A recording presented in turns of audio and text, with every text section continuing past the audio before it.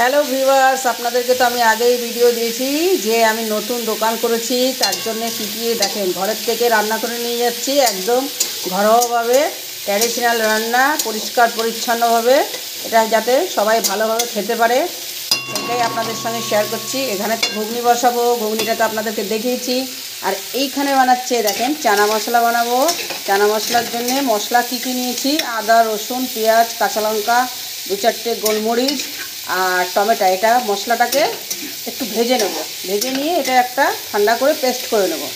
তারপরে বাকিটা আপনাদেরকে দেখাচ্ছি যে কীভাবে আমি চানা মশলা তৈরি করব। তা বেশি বেশি করে বন্ধুরা শেয়ার করবেন ভিডিওটা, আর অবশ্যই আমার দোকানের জন্য সাপোর্ট করবেন। আর এইভাবে ঘরোয়া রান্না কারা কারা খেতে ভালোবাসেন তারা অবশ্যই কমেন্ট করবেন, কমেন্ট করে জানাবেন যে ঘরোয়া রান্না কার কার পছন্দ।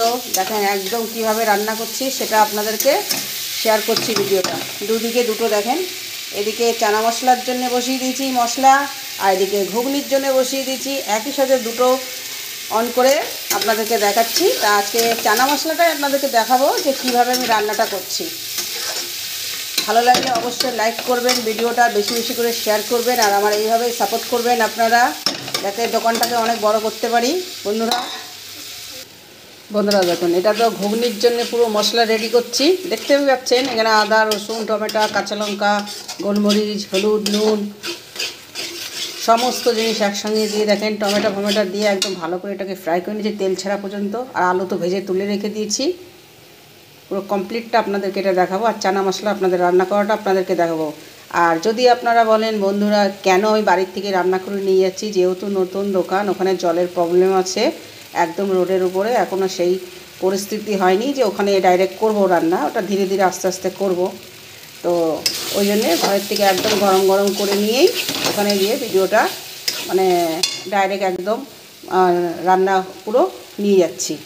তো একদম গরম থাকছে, খেতেও ভালো লাগছে। আর ঘরোয়া রান্না সবাই পছন্দ করে, এটা হোটেলের মতন রান্না নয় যে আমি সেইভাবে, দেখতেই পাচ্ছেন আর বুঝতেই পারছেন কেমন রান্না করছি।